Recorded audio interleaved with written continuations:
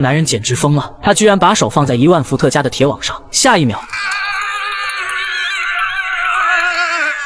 看到女孩被吓到，他得意的回头露出幽默的笑容。可突然不远处就传来一阵可怕的声音，吓得他们迅速爬上铁网。没一会的时间，他们就从里头翻了出来。而小男孩偏偏这时出现了意外，随着警告声响起，在工作室的老头立即叫女主去把电闸打开。此时的女主已经打开电闸，小男孩还在磨磨唧唧。突然电流抵达现场，男孩直接被电飞掉落下来。幸好男主及时接住他，但男孩已经没了呼吸，没办法的他只能进行人工呼吸。经过男主的一段操作下，男孩也是成功被男主从阎王门口拉了回来。随后男主将两姐妹安顿好后，就立刻去找女主。不出意外的话，他们也是成功找到了彼此。女主跑上去紧紧抱住男主。这时正在吃东西的女孩手臂突然抖起来，原来是男孩背后出现一只迅猛龙。吓得小女孩立即带着弟弟躲到厨房。这时的迅猛龙也闻着气味来到此处，没办法的他们只好和迅猛龙玩起了捉迷藏。迅猛龙突然停下脚步，他似乎是察觉到旁边有东西，于是他假装走了。正当女孩放心之际，突然他故意打翻碗盆砸向两姐弟，顿时吓得女孩加快脚步跑到另一边躲起来。男孩不小心弄掉一把勺子在地上，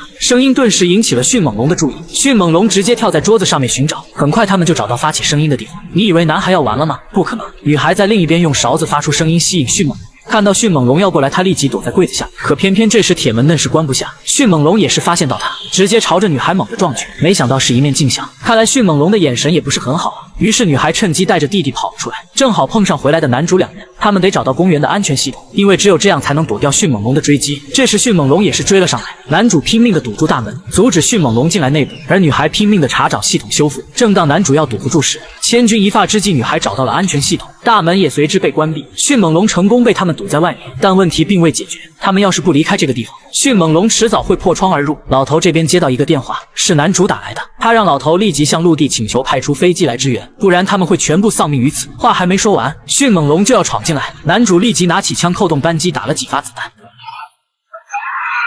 紧接着男主他们立即爬上天窗，这时的迅猛龙也破窗而入。男主爬在上面时，突然意识到了什么，聪明的迅猛龙似乎也知道他们在头顶，突然他顶开了天窗。男主见状直接朝他狂踹了几脚，疼的迅猛龙畏缩回去，同时女孩也随之掉落。幸好他及时抓住边缘，于是众人立马将他拉了上来。他们从通风口跑来大厅这边，这里布满了许许多多的迅猛龙骨骸。正当他们从上面下来时，突然一旁传来迅猛龙的声音，他的到来顿时把众人吓得神经绷紧，于是众人迅速跳到迅猛龙的骨骸上面。迅猛龙突然朝众人跳了过去，骨骸直接被一分为二，小男孩一个没抓稳，纷纷掉落在地上，第二个就是小女孩，接着就是我们的女主，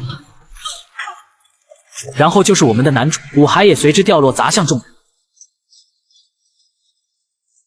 当他们站起来时，迅猛龙全部将几人给围起来，左边也来了一只。现在他们已经进退两难，难道他们要完了吗？不可能！正当迅猛龙要朝男主冲上去时，突然被一个血盆大口将其咬住，是霸王龙。女主他们顿时傻眼了。另一只迅猛龙看到同伴被咬死，于是他直接朝着霸王龙冲了上去，趴在霸王龙背上就是一顿疯狂乱咬。男主他们则趁机逃跑。这时老头驾车带着经纪人来到外面，他成功接走众人逃离这里，而迅猛龙不出意外的也是被霸王龙咬住，随后一口将其甩向另一边，狠狠砸碎骨骸。